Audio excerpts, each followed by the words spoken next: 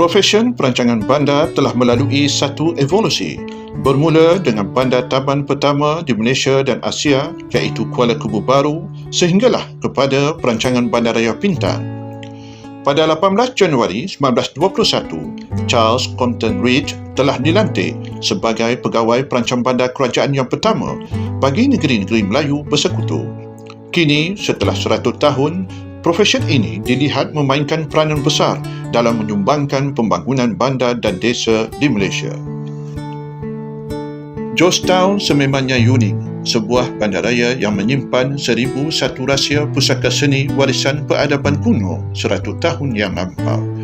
Di sini terdapat banyak ukiran seni bena pada bangunan-bangunan lama.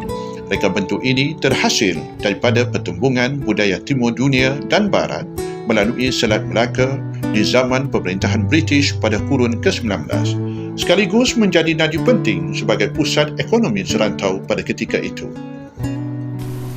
Bagi memastikan tapak warisan dunia UNESCO Georgetown ini terpelihara, kerajaan negeri telah memberi komitmen yang tinggi terhadap perancangan dan juga pengurusan kawasan Georgetown ini dan sehingga kini kerajaan negeri telah mewatakkan rancangan kawasan khas tapak warisan dunia UNESCO ini, Georgetown ini, pada 1 September 2016.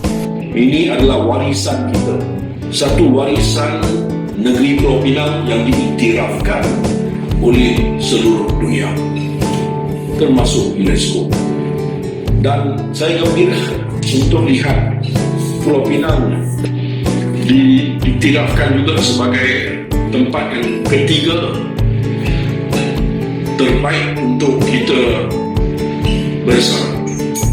Bermula dalam tahun 1786, sejarah Pulau Pinang tercipta apabila Kapten Francis Light membuka sebuah pekan kecil. Akhirnya diberi nama Georgetown sebenar nama Putera Wales. Susunatur kota yang terbentuk oleh barisan rumah-rumah kedai yang berselang-seli dengan jalan dan lorong sejak dulu lagi menggambarkan wujudnya perdagangan, kerjasama dan kebergantungan antara masyarakat di sekitar Pulau Pinang. Perdagangan seperti teh, rempah ratus dari China, lada hitam dari Aceh dan tekstil dari India sering mendapat perhatian ketika itu. Dagangan ini akhirnya beralih serta berkembang kepada industri biji timah dan getah. Negeri Pulau Pinang akhirnya menjadi persimpangan tamadun yang besar antara timur dunia dan barat. Kehadiran pedagang dan peneroka dari berbagai negara kian bertambah. Kebanyakan mereka datang dari Kepulauan Melayu, Thailand, Burma, India, China dan Eropah. Pada tahun 1826, Pulau Pinang menjadi sebahagian daripada negeri-negeri Selat, Melaka dan Singapura. Sejak dimodernkan oleh Tun Dr. Lim Chong Yu sekitar tahun 70-an, kini Georgetown menjadi bandaraya terbesar di wilayah utara Malaysia dan ia dizonkan sebagai tapak warisan dunia UNESCO di bawah pentadbiran Daerah Timur Laut Negeri Pulau Pinang. Kawasan ini mula ditingkatkan melalui usaha-usaha kerajaan negeri, swasta dan pihak awam.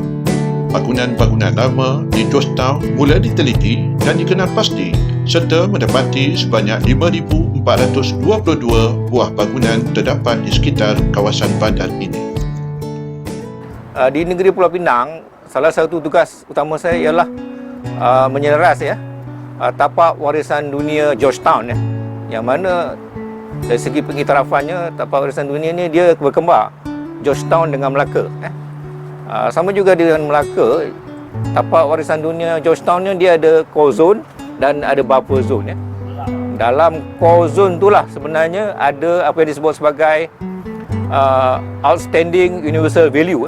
Sejak bandar ini dikenal pasti untuk kelestarian, Georgetown akhirnya diiktiraf sebagai tapak warisan dunia secara rasmi sejak 7 Julai 2008 bersama-sama Bandar Melaka oleh Pertubuhan Pendidikan Saintifik dan Kebudayaan Pertubuhan Bangsa-Bangsa Bersatu UNESCO. Bermula dengan pembukaan Bandar Georgetown, negeri Pulau Pinang telah berkembang pesat dan menjadi salah sebuah negeri termaju di Malaysia dan juga dikenali di peringkat antarabangsa. Negeri Pulau Pinang menjadi destinasi pelancongan bertaraf dunia di samping mengekalkan warisan yang unik. Pengiktirafan Georgetown pada 7 hari bulan Julai 2008 oleh UNESCO World Heritage telah melonjakkan lagi imej bandaraya Georgetown di serata dunia. Agenda Penang 2030, a family-focused, green and smart state that inspires the nation, merupakan satu visi dan iktizam kerajaan negeri dalam menambah baik kualiti kehidupan rakyat. Istilah people for the cities and cities for the people perlu diterjemah dengan sebaik mungkin oleh para perancang bandar. And city is also the hub of a finance. It's financial hub. So if you, in order to do all this, we need financial. And cities is also where everybody, I said that city is for the people, people is for the city. Is where the pool of knowledge, pool of talent, but we need to connect with them. We need to partner and collaborate with everybody in the cities.